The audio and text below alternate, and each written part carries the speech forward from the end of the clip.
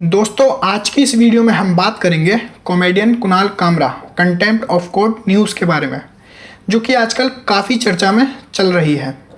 इससे पहले अगस्त 2020 में Prashant Bhushan contempt of court के ऊपर आपके लिए एक वीडियो बनाई थी, जिसमें प्रशांत भूषण द्वारा सुप्रीम कोर्ट और CJI शरद अरविंद बोबड़े के ऊपर उनके द्वारा किए गए ट्वीट के बारे में बताया गया था, जिसके बाद प्रशांत भूषण पर सुप्रीम कोर्ट ने सुओ मोटो एक्शन लेते हुए कंटेम्प्ट ऑफ कोर्ट का केस फाइल किया था और बाद में प्रशांत भूषण पर ₹1 का फाइन लगाया गया था।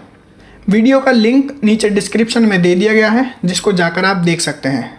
और अब एक बार फिर कुणाल कामरा के केस में भी कुछ ऐसा ही देखने को मिला है। तो शुरू करते हैं आज की इस वीडियो को। तो फ्रेंड्स, कैसे हैं आप लोग? मैं हूं आपके साथ अजीज़ अहमद और स्वागत है आप सभी का आपके अपने YouTube channel GK study hive पर। चलिए शुरू से देखते हैं कि ये सब शुरू कहाँ से हुआ। तो जैसा कि आप देख सकते हैं, द प्रिंट की ये न्यूज़ है, जिसमें बताया गया है the 6 case filed against Arnab Goswami and Republic TV in Maharashtra since 2018, जिसमें अलग अलग केस शामिल हैं।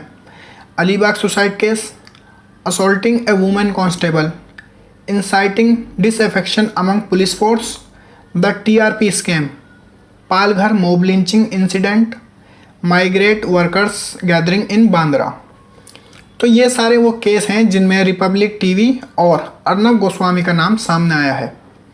अब इसमें एक केस है अलीबाग सुसाइड केस, जिसको लैक ऑफ एविडेंस की वजह से 2019 में क्लोज कर दिया गया था और अब 2020 में इसको दोबारा रीओपन किया गया है, जिसके चलते 4 नवंबर 2020 को अर्नब गोस्वामी और उनके साथ 2 और लोगों को अरेस्ट किया गया बाई अलीबाग पुलिस। ये अबेटमेंट ऑफ सुसाइड का एक केस है, जैसा कि आप अलग अलग न्यूज़पेपर्स में देख सकते हैं। अरेस्ट होने के बाद अर्नब गोस्वामी ने अपनी इंटरिम बेल के लिए बॉम्बे हाई कोर्ट में अपील की थी, लेकिन बॉम्बे हाई कोर्ट ने कहा था कि आप पहले लोकल कोर्ट में जाइए, जिसके बाद उन्हें तलोजा जेल में भेज दिया गया था। बाद में अर्नब गोस्वामी ने अपनी बेल के लिए सुप्रीम कोर्ट में अपील की, जैसा कि आप यहाँ देख सकते हैं। The Bombay high court had refuse to grant interim bail to Goswami and 2 others on Monday and asked them to move to the local court for the relief. The appeal against the high court order has been filed in the top court through lawyer Nirnimesh Dubey. और आखिर 11 नवंबर 2020 को supreme court ने अर्नब गोस्वामी को personal liberty के right का हवाला देते हुए इंटरिम बेल देने का फैसला सुनाया।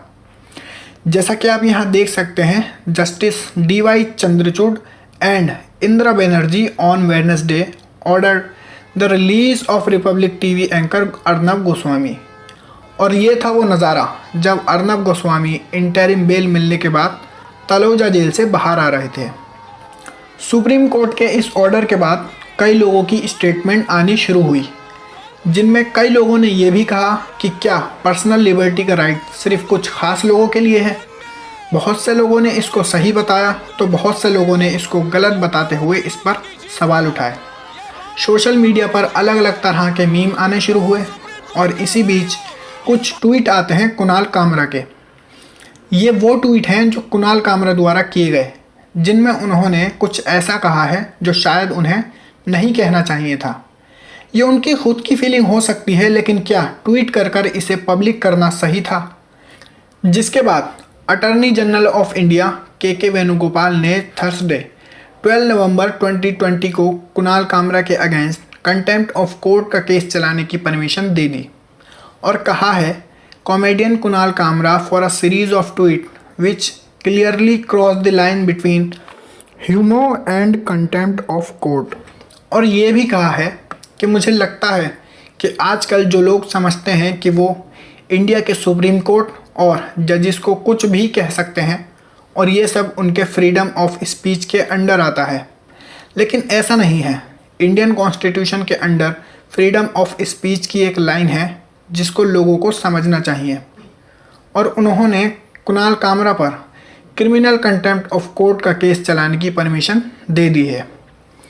अगर आपने मेरी ये वीडियो देखी होगी तो आपको पता होगा कि दो टाइप के कंटेम्प्ट होते हैं, एक सिविल कंटेम्प्ट और एक क्रिमिनल कंटेम्प्ट। अब अटॉर्नी जनरल के वेणुगोपाल ने ये परमिशन क्यों दी है, तो आपको बता दूं कि कंटेम्प्ट ऑफ कोर्ट 1971 एक्ट में एक प्रोविज़न ये भी है कि इंडिया के अटॉर्नी जनरल ऐसे केस में कंटेम्प्ट के केस की परमिशन दे सकते हैं, और दूसरा खुद कोर्ट किसी के ऊपर कंटेम्प्ट का केस भी लगा सकती है, जैसा कि प्रशांत भूषण के केस में किया गया था। उधर कुणाल कामरा ने एक ओपन लेटर लिखकर बताया है कि ना ही तो वो कोई लॉयर रखेंगे और ना ही माफ़ी मांगेंगे। अब आगे इस केस में क्या होता है देखना अभी बाकी है।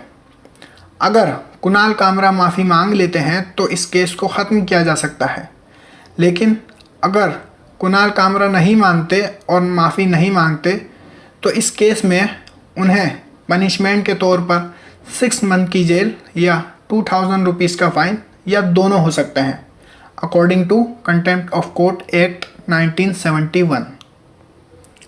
तो दोस्तों, मुझे उम्मीद है कि आपको ये वीडियो देखने के बाद पता चल गया होगा कि कुणाल कामरा पर कंटेम्प्ट ऑफ कोर्ट का केस क्यों फाइल किया गया है।